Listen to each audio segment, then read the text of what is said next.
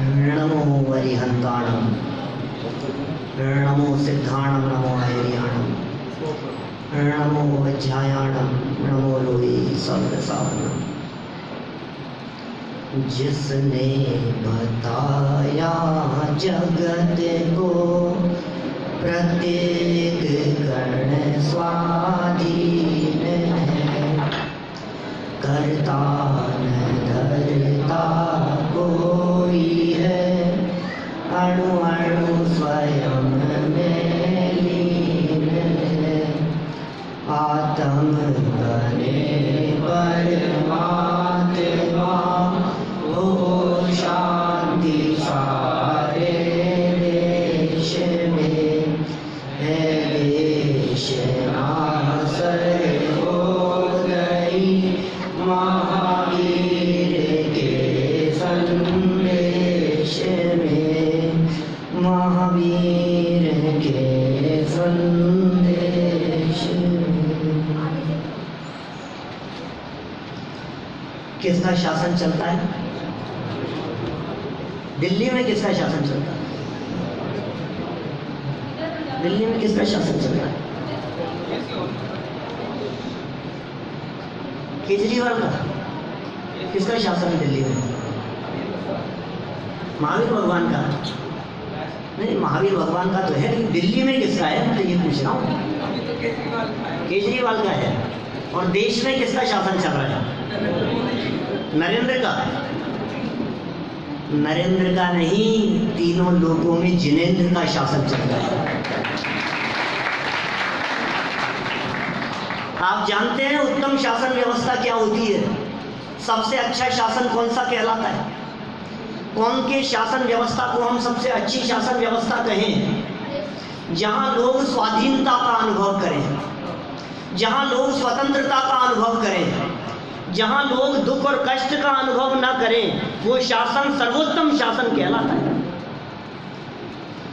अंग्रेजों के शासन में क्या खराबी थी? बहुत अच्छी शासन व्यवस्था थी उनकी, लेकिन उसके बावजूद भी हिंदुस्तान में रहने वाले लोग परतंत्रता का अनुभव करते थे, इसलिए उस शासन व्यवस्था को श्रेष्ठ नहीं माना गया, क्योंकि परतंत्र अनुभव कर रहे हैं। ये जिनेंद्र का शासन ऐसा है जो तीन लोक में शासन चलता है भगवान महावीर स्वामी का। ये कैसा शासन है? ये स्वतंत्रता का उद्घोष है। यहाँ जीव सुख की अनुभूति करते हैं। नरेंद्र का शासन मनुष्यों पर चलता हो, त्रियंचों पर भी चलता है क्या? हम जिस वीर शासन जयंती के संदर्भ में चर्चा यहाँ कर रहे हैं, जिस भगवान महावीर स्वामी के शासन की बात हम आपके बीच में कर रहे हैं, ये शासन किसके ऊपर चलता है? ये तीनों लोगों के चेतन पर नहीं, अचेतन पर भी चलता है। और ये शासन व्यवस्था किस प्रकार की है? जिसमें कोई किसी के अधीन नहीं है। ये ऐसी शासन व्यवस्था है। आप जानते हैं चक्रवर्ती सम्राट की शासन व्यवस्था कैसी होती है? 32,000 राजा अधीन होते हैं चक्रवर्ती के। 32,000 राजा भरत चक्रवर्ती के अधीन थे। कैसी शासन व्यवस्था थी? सबको जीत लिया, 6 खंड को जीत करके आ गए, और 6 खंड जीत कर आने के बाद में क्या कहा कि सुनो, मेरा कोई अधिकार नहीं है, जिस शासन में, जिस राज्य में तुम थे, उस राज्य को तुम ही संभालो। मालूम है आपको? 32,000 राजा जिन्होंने चक्रवर्ती की अधीनता स्वीकार करी, उन राजाओं को सम्राट चक्रवर्ती भरत का क्या निर्देश था कि सुनो, तुम बंदी नहीं हो, तुम कारागृह में नहीं डाले जाओगे, तुम जिस राज्य के राजा थे उस राज्य के राजा आज भी हो, तुम स्वतंत्रता से अपना राज्य करो। ये शासन व्यवस्था थी भारत की। ये भगवान महावीर स्वामी की शासन व्यवस्था है, जिसमें वर्तमान स्वामी ये कहते हैं कि सुनो, ये कण कण स्वाधीन है, एक परमाणु के ऊपर दूसरे परमाणु की नहीं चलती है। ये ऐसी शासन व्यवस्था है, ये स्वतंत्र व्यवस्था है। ये कितनी उत्तम व्यवस्था होगी। घटना शुरू होती है आज से लगभग 2500 वर्ष पहले।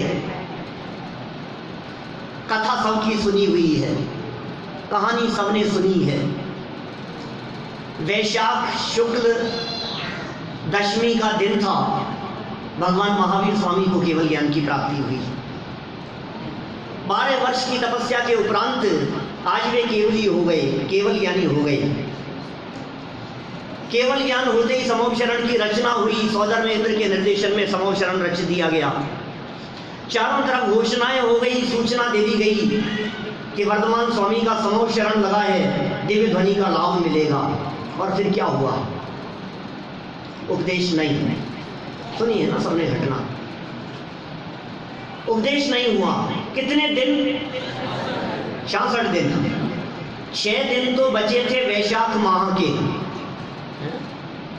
फिर उसके बाद में 1 महीना जेठ माह का, बराबर, फिर 1 महीना आषाढ़ का, तो 2 महीने और 6 दिन वैशाख के, 66 दिन निकल गए। उपदेश क्यों नहीं हुआ महावीर स्वामी का? ये कैसा शासन है? ये किसकी व्यवस्था थी? कौन है इस व्यवस्था को संभालने वाला? 9:30 बजे का प्रवचन 10:15 बजे शुरू हो रहा है, किसकी व्यवस्था है?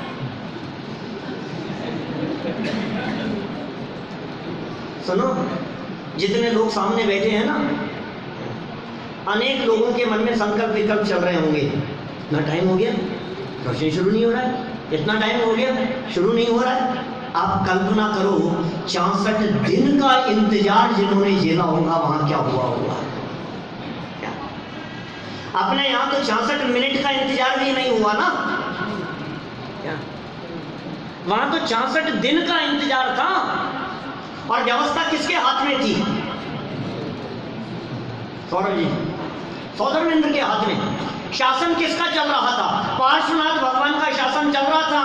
और समूह शरण की सारी व्यवस्थाएं सौधर्म इंद्र के पास में थी। दिव्य ध्वनि क्यों नहीं गिरी? दिव्य उपदेश क्यों नहीं हुआ?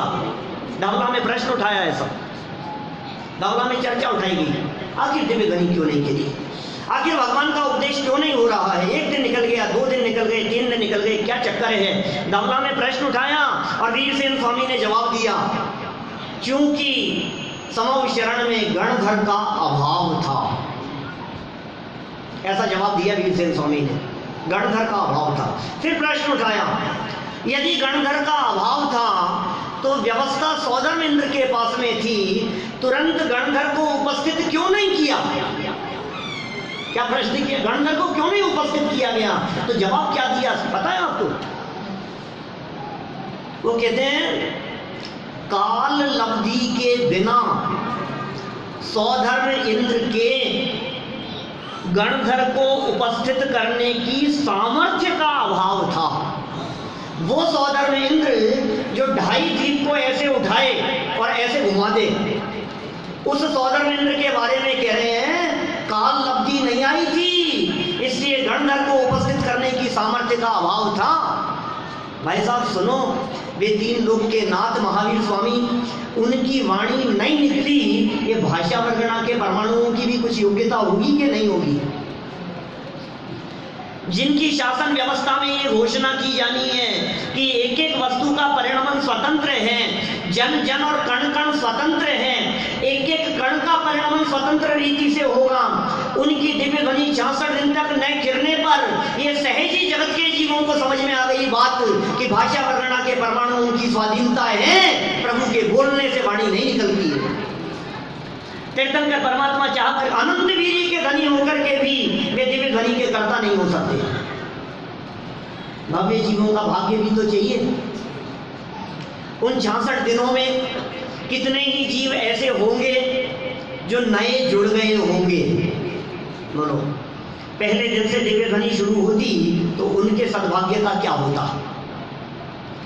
कई ऐसे अभागे भी तो होंगे जो 66 दिन के भीतर छोड़ के भाग गए होंगे। ऐसे अभागे नहीं होंगे, छोड़ के भी तो चले गए होंगे कुछ लोग। कुछ ऐसे भी होंगे जिनका जीवन पूरा हो गया होगा। क्यों? 66 दिन के भीतर किसी की आयु पूरी नहीं हुई होगी। 10, 15, 20 दिन तो आए, भगवान का उपदेश नहीं हुआ और बीच में आयु पूरी हो गई, उन्हें दिव्य ध्वनि सुनने का लाभ प्राप्त नहीं हुआ। सुनो भाई, गणधर को उपस्थित करता कैसे कि अपने अवधि ज्ञान का प्रयोग करता ना कि सुनो अवधि ज्ञान पर्याय में ये दिव्य ध्वनि क्यों नहीं खिल रही है, गणधर कौन बनेगा इस ज्ञान पर्याय में आने की योग्यता, वो ज्ञान पर्याय की स्वाधीनता, वो स्वाधीनता भी तो है। जिस समय ज्ञान पर्याय का ये जो विषय बनना है उस समय वही बनेगा। अवधि ज्ञान पर्याय की ज्ञान पर्याय जो है अवधि ज्ञान का परिणमन उस रूप होने की योग्यता नहीं पकी थी। इंद्रभूति के गणधर बनने की योग्यता का परिपाक नहीं हुआ था। अभी 4 ज्ञान का धारी होने की योग्यता नहीं पकी थी। आपने तो कह दिया कि उपस्थित क्यों नहीं किया। उपस्थित तो हो जाता तो ये जगत की स्वतंत्र व्यवस्था गड़बड़ा नहीं जाती। ये कितनी स्वाधीन व्यवस्था थी, कौन बदले और कौन बदलाए इस व्यवस्था को। इस स्वतंत्रता का उद्घोष आज तक के इतिहास में कभी ऐसा नहीं हुआ। अनादि काल से तीर्थंकर होते चले आ रहे हैं, कभी ऐसा नहीं हुआ कि समोपचरण लगा हो और दिव्य ध्वनि न खिली हो। ये कैसा योग बना अभागे जीवों का। सामने बैठे हुए हैं और पार्श्वनाथ स्वामी के समूह शरण में दिव्य ध्वनि सुनने वाले वो मंखल घोषाल जैसे लोग ये सामने बैठे हुए हैं और सोच रहे हैं मैं गणधर बनूंगा। कैसा होनहार है, कैसा योग्यता का परिपाक है। भाई साहब चलती नहीं है किसी की। कौन चलाए बोलो इस शासन व्यवस्था में। जो चलाना चाहते हैं उनकी चलती नहीं है। और सुनो, जिनकी शासन व्यवस्था आज के दिन शुरू हुई वे भगवान महावीर स्वामी पुकार पुकार करके कहते रहे कि सुनो, तुम भले ही कहते रहो कि हमारा शासन चलता है, लेकिन हम ये कहते हैं कि पूरी सृष्टि में प्रत्येक परमाणु परमाणु स्वतंत्र है, स्वयंभू है। प्रवचन सार की 16वीं गाथा में कहते हैं एक एक परमाणु परमाणु अपना कार्य करने में समर्थ है, स्वयंभू है। भाई साहब आपके ऊपर किसका शासन चलता है नरेंद्र जी, बोलो आपके ऊपर किसका शासन चलता है। भाई साहब आपके ऊपर किसी का शासन चले, आप कह दो साहब उधर बैठे उनका चलता है, हमारे ऊपर तो किसका चलता है। भाई साहब राकेश जी, भाई साहब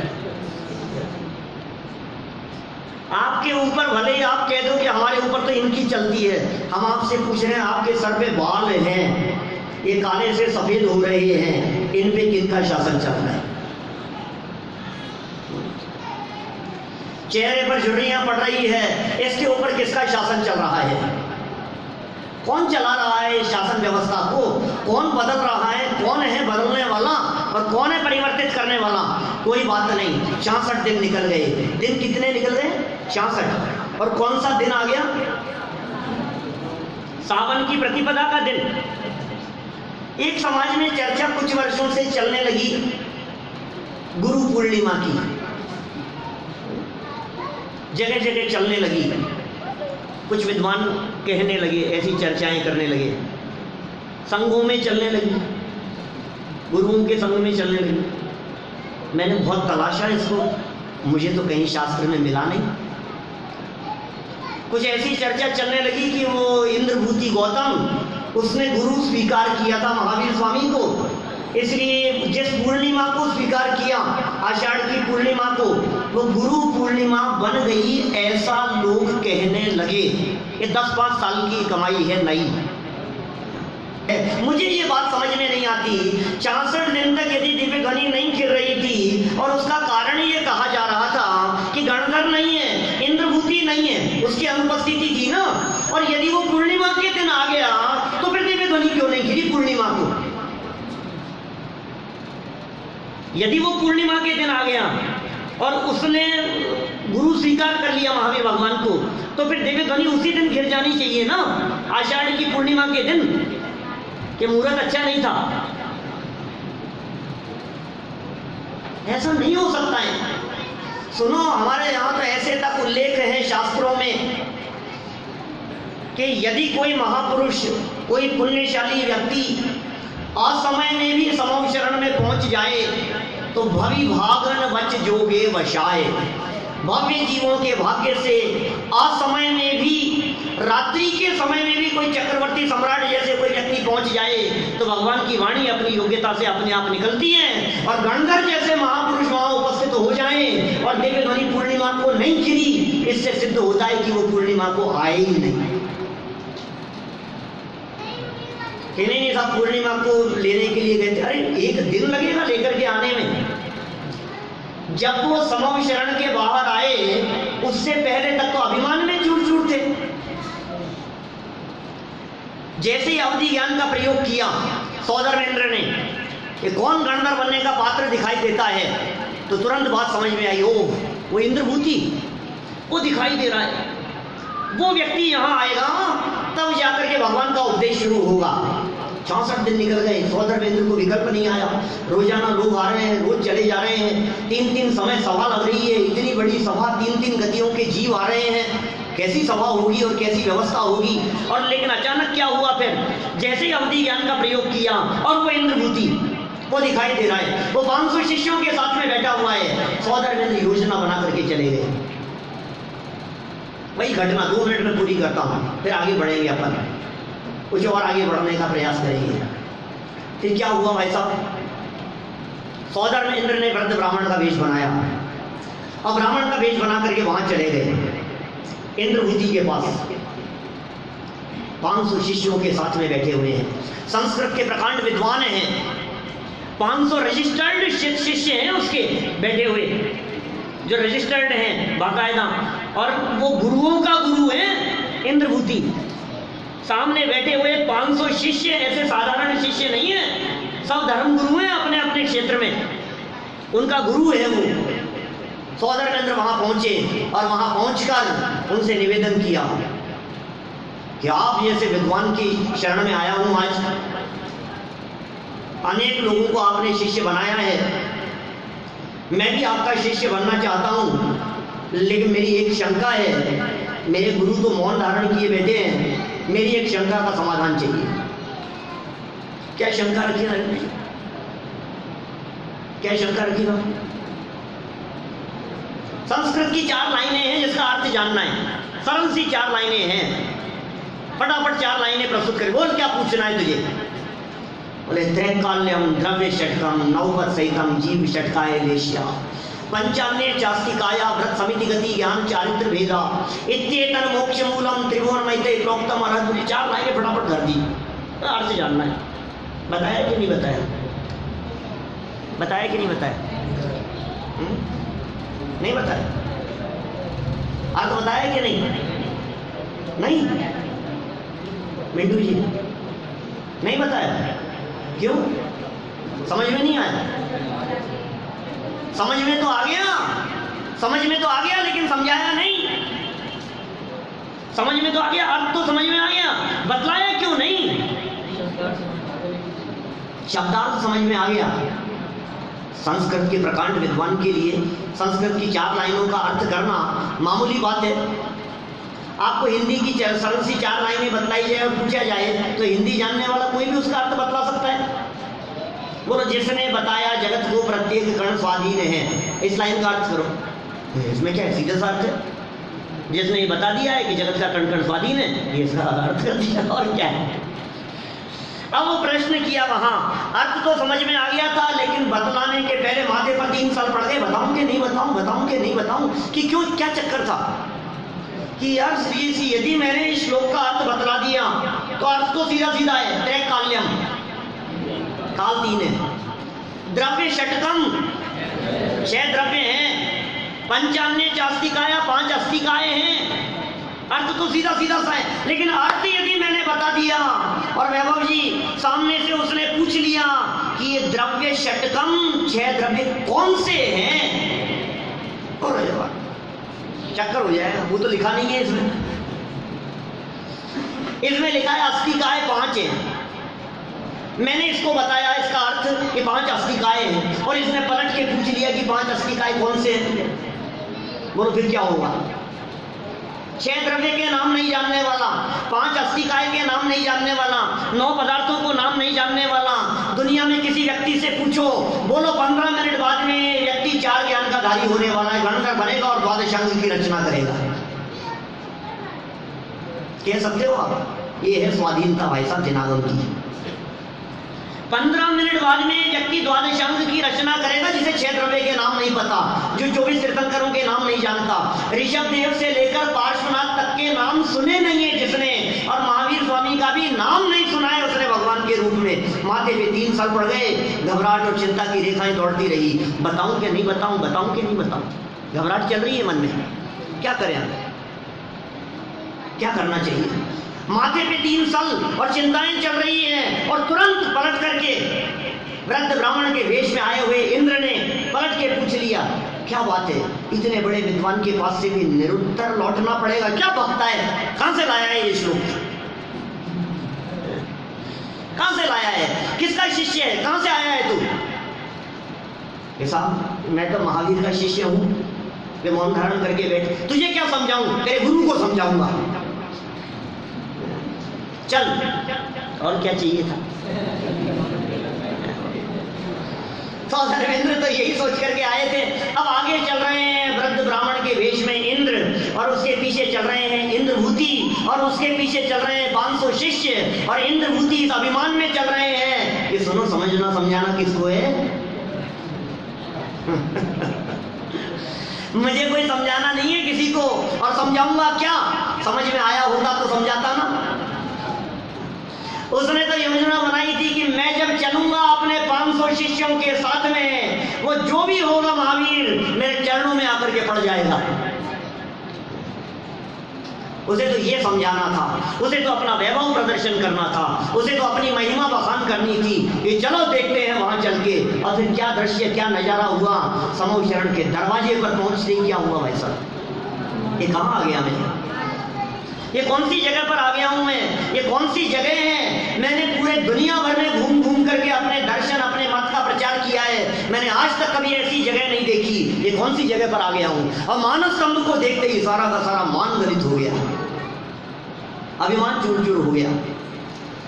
अंदर समूह शरण में प्रवेश करने के पहले ही जिस अभिमान को लेकर के वो चला आ रहा था, वो सारा का सारा अभिमान धराशायी हो गया, धर दिया अभिमान। और कई व्याख्याकार इस प्रकार की व्याख्याएं किया करते हैं कि इंद्रभूति ने अपना अभिमान उतार करके धरा, अग्निभूति ने अपना अभिमान उतार करके धरा, वायुभूति ने अपना अभिमान उतार करके धरा, उसके जो भाई थे, पीछे जो 500 शिष्य थे, समूह शरण में प्रवेश करने के पहले अपने अपने माथे पर चढ़ा हुआ अभिमान, मान, घमंड, उसे उतार उतार करके वहां दरवाजे पर धरा, मानो मान का स्तंभ खड़ा हो गया हो, उसका नाम मान स्तंभ।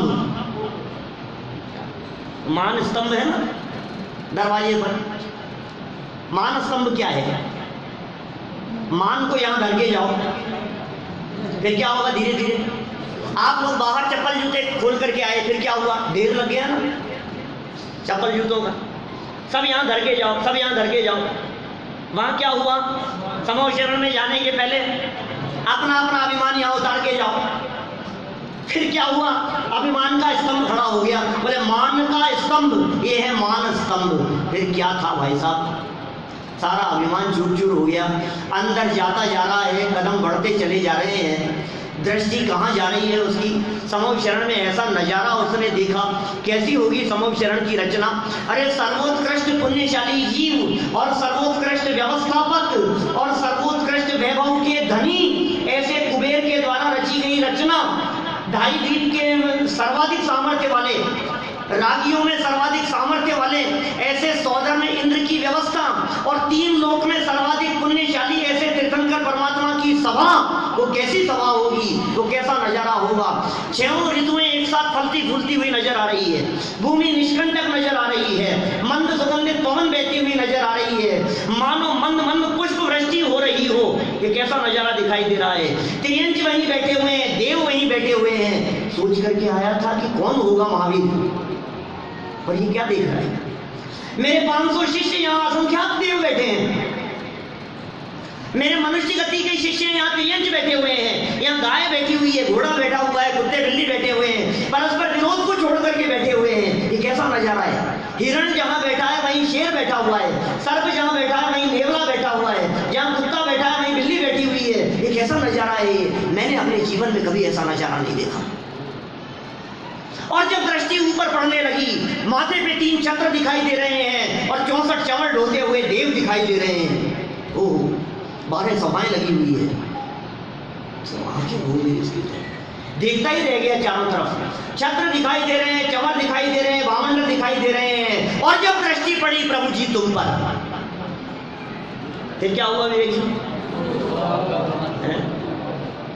जब दृष्टि पड़ी प्रभु जी तुम पर, मुझको स्वभाव का ये पुण्य का वैभव देखता रहा। और जैसे ही प्रभु की तरफ देखा, अभी वाणी गिरना शुरू नहीं हुआ है भैया, अभी उपदेश होना शुरू नहीं हुआ है, अभी कुछ बोल नहीं रहे हैं भगवान, लेकिन मौन की भाषा शब्दों की भाषा से किसी रूप में कम नहीं होती है, समझने वाले चाहिए। हमारे घर पे एक मेहमान आए, 2 छोटे छोटे बच्चे साथ में थे। हमने कहा बेटा चॉकलेट खाओगे? पसंद नहीं है कि पसंद है? कि क्या हुआ? मम्मी मना कर ली है। कि मम्मी तो कुछ नहीं बोल रही है, इशारा ही काफी है। क्या इशारे में समझ जाते हैं? माने मौन की भाषा शब्दों की भाषा से किसी रूप में कम नहीं होती है, समझने वाले चाहिए।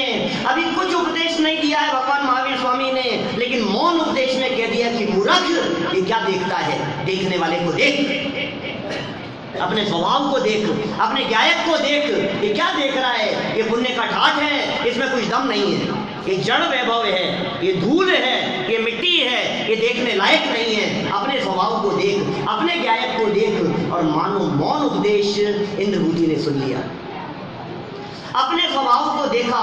फिर क्या हुआ भाई साहब? अपने स्वभाव को देखते ही कदम बढ़ते चले जा रहे हैं। अभी समोशरण में कदम बढ़ते चले जा रहे हैं और कपड़े उतरते चले जा रहे हैं। बाहर में कदम बढ़ रहे हैं, ऊपर से कपड़े उतर रहे हैं और अंदर में गुणस्थान चढ़ रहे हैं। पहले गुणस्थान से चौथा गुणस्थान हो गया, चौथे गुणस्थान से 5वां हो गया, 5वें से छठा 7वां हो गया, महालिंगी संत हो गया। 15 मिनट पहले का ग्रहित मिथ्या दृष्टि जीव आज 4 ज्ञान का धारी हो गया, गणधर बन गया, द्वादशांगी की रचना करने लगा, वहां जाकर के हॉट सीट पर जाकर के बैठ गया। असंख्यात जीवों के भाग्य से, असंख्यात देव, अनगिनती मनुष्य और अनगिनती त्रियंचों के भाग्य से प्रभु वीर की दिव्य रही गिरना प्रारंभ हो गया।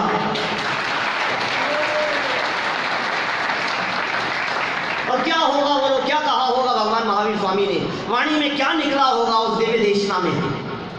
कौन सा दिन था वो? सावन। सावन आ गया भाई साहब, सावन आते ही चेहरे खिल जाते हैं। क्या? सावन की फुहार, सावन की हरियाली, सावन का मौसम, सावन के बाग बगीचे, सावन में झूले। सावन तो सावन है, क्या बात कर रहे हो? ये सावन की शुरुआत है, ये सावन का पहला दिन है। मानो कितने लंबे समय से अतीन्द्रिय आनंद रस के रसास्वादन की चाह में आते हुए भव्य जीव जो प्यासे बैठे थे, मानो आज ये सावन की एकम के दिन पहली बरसात हुई दिव्यवाणी के माध्यम से, वस्तु स्वतंत्रता की घोषणा हुई। एक ऐसा दिन है ये वीर शासन जयंती का दिन, आज 66वां दिन। हम कैसे भूल सकते हैं इस दिन को? ये दिन कौन सा दिन है भाई साहब? सौरभ जी, मयंक जी, कौन सा दिन है ये वीर शासन जयंती का? ये वो दिन है जो मेरे अभिनंदन समारोह का दिन था। आप भूल सकते हैं भाई साहब उस दिन को जिस दिन आपका राष्ट्रपति सम्मान हुए? बोलो, पूरे जिंदगी के महत्वपूर्ण दिनों में शामिल होगा ना वो?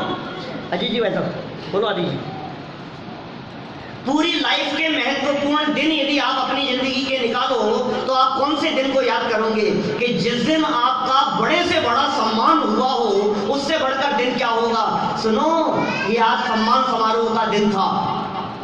आज भगवान महावीर स्वामी की वाणी निकली और उसकी वाणी में, जिनेंद्र प्रभु की वाणी में, उस वीर के शासन में पहले शब्द क्या निकले? कि सुनो, तुम साधारण नहीं हो, तुम मेरे समान प्रभु हो, तुम परमात्मा हो। ये कह रहे हैं भगवान महावीर स्वामी। आज नरेंद्र मोदी आपकी सभा में आकर के ये कहे, नरेंद्र जी सुनो, तुम्हारे और मेरे में कोई फर्क नहीं है यार, तुम तो दोस्त बराबर हो मेरे। तो आप क्या करोगे बोलो? रिकॉर्डिंग देखोगे किसने रिकॉर्ड किया है? क्यों भाई साहब? हाँ, नहीं लगता? अरे यार क्या क्या बात किया गया वो, नहीं लगता है हमारे को ऐसा? वो रिकॉर्डिंग देखना, संभाल करके रखना। ये इतना बड़ा व्यक्ति, देश का प्रधानमंत्री, मुझे बराबर की हैसियत देकर के भरी सभा में कह करके चला गया। सुनो, देश का बड़ा व्यक्ति नहीं, ये 3 लोक के नाथ, और भरी सभा में 100 इंद्रों की हाजिरी में और गणधर की उपस्थिति में ये भगवान वीर एम फरमाइश है, ये एम फरमाइश है कि તમે પરમાત્મા છો, બધા જીવ પરમાત્મા છે, હું પરમાત્મા છું એમ નક્કી કર। मैं परमात्मा हूँ, तुम साधारण नहीं हो, तुम मेरे बगल में आकर के बैठ सकते हो, तुम 3 लोक के नाथ बन सकते हो, तुम साधारण नहीं हो, अपने आप को कमजोर मत समझो। लेकिन पता है, कर्णेंद्रिय का विषय तो बनता है, अंदर में स्वीकार नहीं होती बात। हाँ हाँ प्रभु, तो तुमने कह तो दिया, अच्छी बात है, रिकॉर्डिंग भी रख लूंगा, मैं संभाल करके रखूंगा, मजा तो बहुत आया सुनने पर, लेकिन हकीकत तो यही है कि कहाँ मैं और कहाँ आप। लगता तो ऐसा ही है मुझे, कहाँ मैं दीनहीन दरिद्री और आप कहाँ 3 लोक के नाथ, कहाँ मैं अल्पज्ञ और कहाँ आप सर्वज्ञ, कहाँ मैं अनंत दुखी और कहाँ आप अनंत सुखी, कहाँ मैं संसारी और कहाँ आप मुक्त। जमीन आसमान का अंतर दिखाई दे रहा है, स्पष्ट समझ में आ रही है प्रभु, आप में और मेरे में तो जमीन आसमान का अंतर है कि सुन मूर्ख, ऊपर से मत देख, अंदर से देख, ऊपर से मत देख। ये ऊपरी दृश्य देखने योग्य नहीं है, ये ऊपर से देखने पर अंतर दिखाई देता है। अंतर की दृष्टि से देख, वस्तु स्वभाव के निकट जाकर के देख, थोड़ा स्वभाव के नजदीक जाकर के देख, तुझ में और मुझ में कोई अंतर नहीं दिखाई देता है। और तू इस बात को स्वीकार करेगा तो वो दिन दूर नहीं है कि तू मेरे बगल में आकर के बैठेगा, सिद्धालय में आकर के बैठेगा। ये फरमा रहे हैं भगवान महावीर स्वामी। ये घोषणा की उन्होंने 100 इंद्रों की हाजिरी में। बोलो, आपका चित्त प्रफुल्लित नहीं होता है? ये कौन मनाए वीर शासन जयंती? ये वीर के शासन को देखो तो सही, ये वीर का शासन क्या है, ये क्या कहते हैं भगवान महावीर स्वामी, और कैसी शासन व्यवस्था का निर्माण किया उन्होंने। सुनो, जब शासन बदलता है तो शासन व्यवस्थाएं बदलती है, नहीं होता है ऐसा? नरेंद्र मोदी का शासन चालू हुआ तो मनमोहन जी के द्वारा चलाई गई रीति नीति चल रही होगी अभी भी। उन्होंने ये योजनाएं चलाई थी, ठंडे बस्ते में पड़ गई होंगी? नहीं, अब दूसरा शासन लागू हो गया, सारे नियम बदल गए, सारी व्यवस्थाएं बदल गई, सारी मिनिस्ट्री बदल गई। बोलो क्या क्या होगा? सारे अधिकारी बदल दिए गए, लोगों के ट्रांसफर हो गए, इधर से उधर चले गए, अपने व्यक्ति सीट पर बैठा दी। यही होता है ना, शासन बदलता है तो क्या होता है। आज तक क्या चल रहा था? भगवान महावीर स्वामी की दिव्य वाणी गिरने के पहले किसका शासन चलता था? मिथ्यात्व का शासन चल रहा था, अज्ञानता का शासन चल रहा था, विकार का शासन चल रहा था, राग द्वेष और काम क्रोध आदि का शासन प्रवर्तमान था। और अचानक क्या हो गया? जैसे ही भगवान महावीर स्वामी का शासन चालू हुआ, उसी समय घोषणा हुई इस बात की कि सुनो, अब शासन व्यवस्था बदल गई है, अब कोई परतंत्र नहीं रहेगा। प्रत्येक जीव के लिए घोषणा की जाती है कि वो स्वाधीनता का अनुभव करे।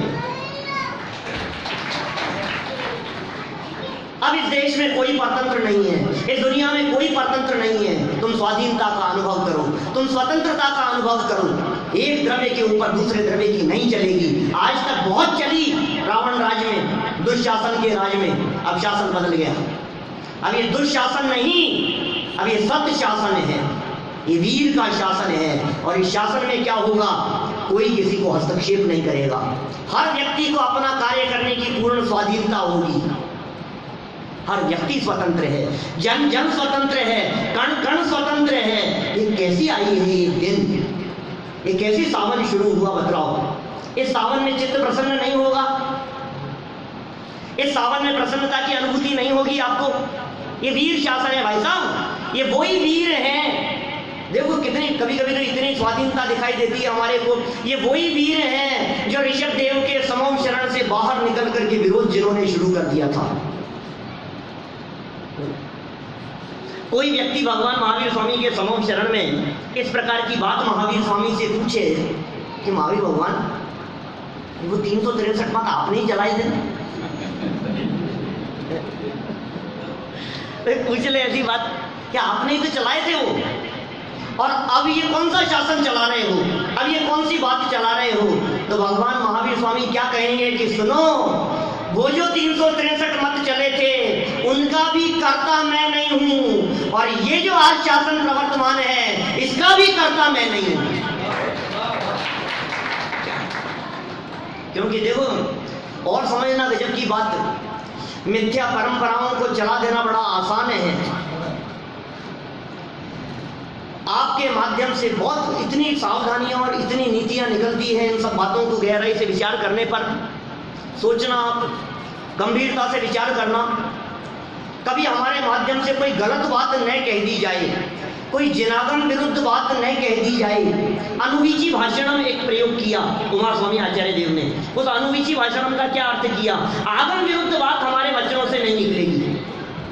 क्यों, क्या फर्क पड़ गया कि एक बार तुम्हारे मुंह से यदि कोई गलत बात निकल गई तो तुम चाह करके भी उसे रोकने में समर्थ नहीं हो पाओगे। बसर सिंह जी साहब, कोई गलत परंपरा यदि हमारे माध्यम से चला दी गई किसी व्यक्ति के बारे में, मान लो मैंने मजाक में किसी के बारे में कुछ कह दिया कि सुरेंद्र जी है ना, इनके बारे में कुछ मैंने बात चला दी, कि हमने तो कह करके हम तो फ्री हो गए। अब वो बात कहाँ तक चलेगी कि रोकी नहीं जा सकती है, वो चलती रहेगी। इसलिए किसी व्यक्ति के बारे में निंदा करने से पहले, किसी के बारे में आलोचना करने से पहले, किसी के बारे में कोई गलत बात या झूठी बात कह देने से पहले गंभीरता से विचार कर लेना उसका दुष्परिणाम क्या होगा। स्वयं भगवान महावीर के जीव ने जिन 363 मतों को चलाया, आज तक वे खोटे मत प्रवर्तमान हैं और वे स्वयं तीर्थंकर बनने के बावजूद भी उन्हें रोकने में समर्थ नहीं हो सके। क्या लगता है आपको? खुद बन गए तीर्थंकर, खुद बन गए भगवान, 3 लोक के नाथ हो गए, समम शरण की रचना हो गई। अब तो बंद करो यार वो बातें, बोलो अब कर दें उसको बंद। कैसे करें, कौन करे, कौन है करने वाला? जो चल गई सो चल गई, अब उसे टाला नहीं जा सकता, अब उसे रोका नहीं जा सकता। इसका मतलब हमारा जीवन और हमारे जीवन की प्रत्येक परिणति और हमारे माध्यम से किए जाने वाले कार्य तो कितनी बड़ी जिम्मेदारी और जवाबदारी है। ये वीर का शासन बदनाम नहीं हो, ये जवाबदारी वीर के सपूतों के हाथ में है। किसके हाथ में है ये जिम्मेदारी? किसके हाथ में है? जब हम वीर शासन की बात करते हैं, इस प्रकार की समाज में बात करते हैं, कई अजैन लोगों के बीच में बात करते हैं, आप सुनना, जब कभी आप अपने दोस्तों के बीच में जो जैन नहीं है, तो ऐसे लोगों के बीच में आप कहो कि सुनो सुनो नरेंद्र का नहीं जिनेंद्र का शासन चलता है, तो क्या कहोगे? बड़े है, जिनेंद्र का शासन चलता है। तुम्हारे भगवान है इसलिए तुम कह दिए तुम्हारा शासन चल रहा है। महावीर भगवान तुम्हारे हैं इसलिए उनका शासन कह दिया। हम भी कहते हैं कि महादेव जी का शासन चलता है, गणेश जी का शासन चलता है, तो इनका शासन चलता है, देवी देवताओं का शासन चलता है, पद्मावती का शासन चलता है, तो हम भी कहते हैं वो भी शासन देवी देवता है। तो क्यों, क्या हो गया? मतलब तुम्हारे कहने से कैसे मानते हैं हम? कैसे मानने? मतलब कुछ तो बात होनी चाहिए ना, बात में कुछ दम होना चाहिए कि नहीं। तुम्हारे कहने से हम इन्हें 3 लोक का नाथ मान लें? तुमने कह दिया ये 3 लोक के नाथ हैं और हम मान लें 3 लोक के नाथ हैं, हम नहीं मानते। कि सुनो, तुम्हारे नहीं मानने से कोई फर्क नहीं पड़ता, नहीं मानना तो मत मानो। मैं आप लोगों से पूछता हूं आज इस सभा में, भारत के राष्ट्रपति का नाम क्या है? देखो इधर उधर देख रहे, अपने दिल पर हाथ रख करके सोचना कितने लोग ऐसे हैं जिनको पता नहीं है। मजाक नहीं कर रहा हूं, सच कह रहा हूं। ये एक बार ईमानदारी से हाथ खड़े कर सकते हैं कि हमें पता नहीं था। दिल्ली में बैठ के बात कर रहा हूं, बोलो हमें, सही कह रहा हूं मैं। हिंदुस्तान में 100 करोड़ लोगों में से 2-4 करोड़ ऐसे होंगे जिनको भारत के राष्ट्रपति का नाम नहीं पता, ज्यादा ही होंगे। कितने रिक्शे वाले ऐसे हैं, कितने सड़क पर ऐसे हैं, भिखारी ऐसे हैं, झोपड़पट्टियों पर रहने वाले ऐसे हैं, जिनसे पूछो कौन है राष्ट्रपति, हमें क्या पता यार, 2 टाइम की रोटी चाहिए, कोई भी हो, कोई साहब भी हो। फिर हम कहें आपसे, बोलो भारत का राष्ट्रपति, उसका शासन यहाँ है या नहीं है? वो यहाँ का राजा है या नहीं है? वो यहाँ का नाथ है या नहीं है? तो आप क्या कहोगे? नाथ है। बोले ये तो मानते ही नहीं रिक्शे वाले, तो बोले इससे कोई फर्क नहीं पड़ता। हिंदुस्तान में रहने वाले जितने मिनिस्टर हैं, हिंदुस्तान में रहने वाले जितने आईएएस ऑफिसर हैं, हिंदुस्तान में रहने वाले जितने बड़े बड़े अधिकारी हैं, वो सब अपना नाथ उसको मानते हैं, रामनाथ कोविंद को। तो वो भारत का नाथ है। इससे कोई फर्क नहीं पड़ता है कि सड़क पर चलते लोग उसे अपना नाथ माने या न माने। यही तो हम कह रहे हैं भाई साहब। अधोलोक में रहने वाले नाग कुमार जाति के इंद्र और देव उन्हें अपना नाथ मानते हैं, महावीर स्वामी को। मध्य लोक में रहने वाले चक्रवर्ती जैसे सम्राट उन्हें अपना नाथ मानते हैं, और ऊर्ध्व लोक में रहने वाले सौंदर्यवादी इंद्र उन्हें अपना नाथ मानते हैं। इससे कोई फर्क नहीं पड़ता कि आपका पड़ोसी उन्हें नाथ मानता है कि नहीं मानता है। ये 3 लोक के नाथ है। फर्क पड़ता है इससे, आप मानो या नहीं मानो। एक साधारण व्यक्ति के मानने या नहीं मानने से क्या फर्क पड़ता है। वे 3 लोक के नाथ हैं, क्योंकि 3 लोक के 100 इंद्र उनको अपना नाथ मानते हैं। क्या ये भगवान महावीर स्वामी बड़े भाग्यशाली हैं हम, जिन्हें भगवान महावीर स्वामी की वाणी मिल गई है, जिन्हें ये वीर शासन जयंती मनाना सार्थक कब है। बोलो, वीर शासन जयंती मना रहे हैं हम, ये कब सार्थक कहलाएगी।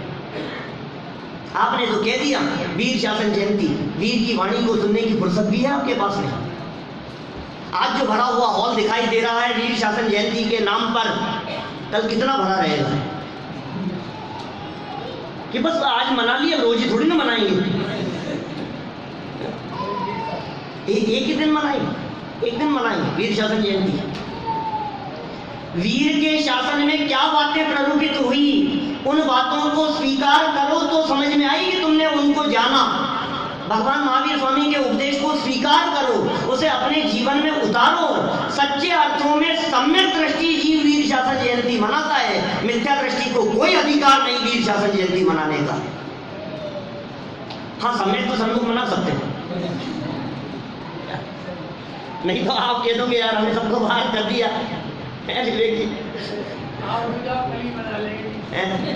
सम्यक तो सन्मुख तो हो ही सकते हैं ना, कि भाई साहब अब आज के बाद भगवान महावीर स्वामी आपके बताए हुए मार्ग पर हम भी चलेंगे। सम्यक दृष्टि मनाते हैं वीर शासन जयंती, पंचम गुणस्थानवर्ती मनाते हैं वीर शासन जयंती, छठे सातवें गुणस्थानवर्ती मनाते हैं वीर शासन जयंती। और सुनो, सच्चे अर्थों में तो इंद्रभूति ने मनाई थी वीर शासन जयंती, उसने मनाई थी वीर शासन जयंती। हमारा तो कुछ ठिकाना नहीं है, हम जैन क्यों हैं ये पूछ लो ना, तो हमारे पिताजी जैन थे, ये जवाब मिलता है।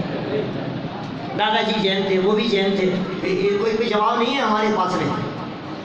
भाई ये सिद्धांत जो हमारे को मिल गए हैं, ये जो तत्व ज्ञान हमारे को मिल गया है, और बहुत प्रसन्नता की बात यह है, सर्वाधिक प्रसन्नता की बात यह है कि भगवान महावीर स्वामी की वाणी जो वीर हिमाचल ते निकसी गुरु गौतम के मुख कुंड डरी है, और ज्ञान पयोनिधि माही रली बहुभंग तरंग निसो उचरी है।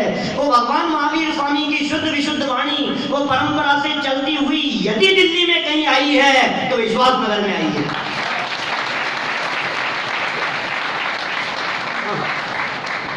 बाकी दूसरी जगह पर देखोगे आप मिलावट मिलेगी क्या? यहाँ प्योर माल है, यहाँ शुद्ध माल है। ये भगवान महावीर से चली आई हुई वे चर्चाएं, वे शुद्ध बातें, जहाँ रोग तो छोड़ो राग की भी मिलावट नहीं है, वो शुद्ध तत्व की चर्चा यदि कहीं मिली है हमारे को, तो गुरुदेव श्री के प्रभाव से ये शुद्ध तत्व की बातें हमारे को यहाँ मिली है। ये हमारे महाभाग्य से हमारे को मिल गई है। रंच मात्र मिलावट नहीं है, शुद्ध तत्व की चर्चा, अनादि अनंत शुद्ध तत्व की चर्चा, ध्रुव तत्व की चर्चा, परम पारणामी भाव की चर्चा। ये बातें कौन सी हैं? ये चली थी भगवान महावीर स्वामी से, और चलती चलती बीच बीच में क्या होता चला गया, कुछ ऐसी ऐसी मिलावट होती गई और धाराएं बढ़ती चली गई दूसरी तरफ। लेकिन जो मूल धारा चली आ रही है वो हमारे महाभाग्य से हमारे पास में उपलब्ध है। हमें महिमा नहीं आ रही है इसकी। ये क्या तत्व मिल गया है हमारे को? ये प्योर चीज मिल गई है हमारे को।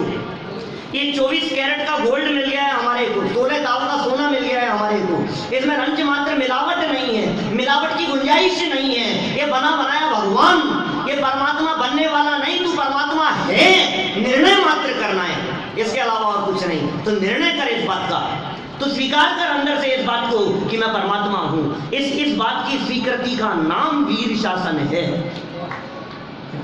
6 द्रव्य स्वतंत्र हैं, 6 द्रव्यों की स्वाधीनता, कण कण स्वाधीन है, किसी और की मेरे ऊपर नहीं चलती है। सुनो, आज भगवान महावीर स्वामी के इस शासन की जयंती को मनाकर मैं ये प्रतिज्ञा लेता हूँ कि आज के बाद मेरे ऊपर किसी की नहीं चलेगी। अकेला इतना नहीं, मैं किसी के ऊपर जबरन चलाने का प्रयास नहीं करूँगा। यही तो वीर शासन है, यही तो स्वाधीनता है। खुद तो स्वाधीन होना चाहे और दूसरों को अपने अधीन करना चाहे, ये कैसी स्वाधीनता?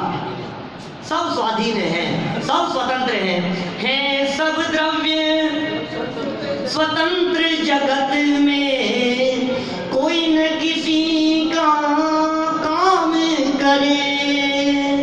ये शासन है जिनेंद्र देव का शासन। और सुनो, जो इस शासन के नियमों का पालन करेगा, जो व्यक्ति भगवान महावीर स्वामी के इस शासन को अपने जीवन में उतारेगा, उनके द्वारा बनाई गई इस रीति नीति को अपनाएगा, निश्चित तौर पर उसे रिवॉर्ड मिलेगा और इतना बड़ा रिवॉर्ड मिलेगा कि इस लोक के शिखर पर जाकर के वो विराजमान होगा। और सुनो, जिसने इस शासन को स्वीकार नहीं किया, जिसने वीर के शासन की इस रीति नीति को स्वीकार नहीं किया, उसे सजा मिलेगी और ऐसी सजा मिलेगी कि लोक के उस भाग में ले जाकर विराजमान हो जाएगा, नीचे निगोद में, जहां से निकलने में इसे पसीना आ जाएगा। ये कहता है ना फुर्सत नहीं है हमारे को, ये कहता है ना टाइम नहीं है हमारे को। अरे साहब, आपको पता नहीं है दिल्ली की लाइफ कितनी फास्ट है, तुम्हें पता नहीं है जहां पहुंचोगे वहां जन्म मरण कितना फास्ट है। मैं अंदाजा है, इसलिए भाई अधिक समय नहीं लेना चाहता। मुझे मालूम है अपनी गाड़ी देर से चल रही है ना? अपनी गाड़ी कभी देर से नहीं चलती, ये वीर शासन है। हर काम समय से होता है, कोई काम आगे पीछे नहीं होता। नहीं साहब लेट तो हो ही गए ना। अरे लेट तेरी मिथ्या मान्यता में दिख रहा है, दुनिया का कोई काम लेट नहीं होता। मैंने एक दिन ऐसी बात कही किसी के बीच में, मैंने कहा भाई साहब मेरे सारे काम सब समय से करता हूँ, जो बिल्कुल कोई काम के आगे पीछे नहीं। बोले यार बहुत मेंटेन करके चलते हो आप, ऐसे ऐसे कैसे एडजस्ट करते हो? कभी आगे पीछे नहीं होते। मैंने कहा आगे पीछे नहीं होते, जो समय होता है हम ये मान लेते हैं यही समय था।